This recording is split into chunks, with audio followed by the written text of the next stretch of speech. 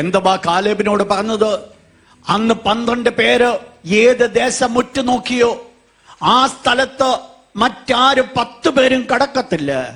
എന്റെ ദാസനായിരിക്കുന്ന കാലേബോ അവന് വേറൊരു സ്വഭാവമുള്ളത് കൊണ്ടും എന്നെ പൂർണ്ണമായി പറ്റി നിന്നുകൊണ്ടും അവൻ കാലുകുത്തിയ ദേശം ഞാൻ അവന് അവകാശമായി കൊടുക്കും. വാഗ്ദത്തം ലഭിച്ചത് 45 വർഷം മുമ്പാ.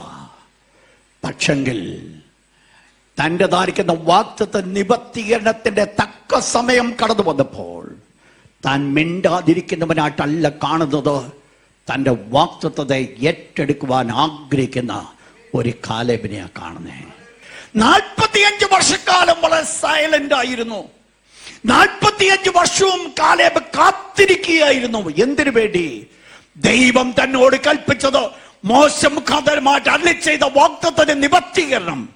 പക്ഷെ കാലേബിനറിയാൻ അതിന് സമയമുണ്ട്. ആ സമയത്തിന് വേണ്ടി കാലേബ് കാത്തിരുന്നു.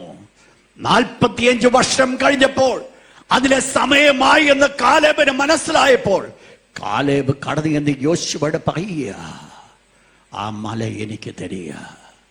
ഞാൻ ചോദിച്ചു, കാലേബേ, 40ാമത്തെ വയസ്സിൽ നിനക്ക് ലഭിച്ചതായിരിക്കുന്ന വാഗ്ദത്തമല്ലേ?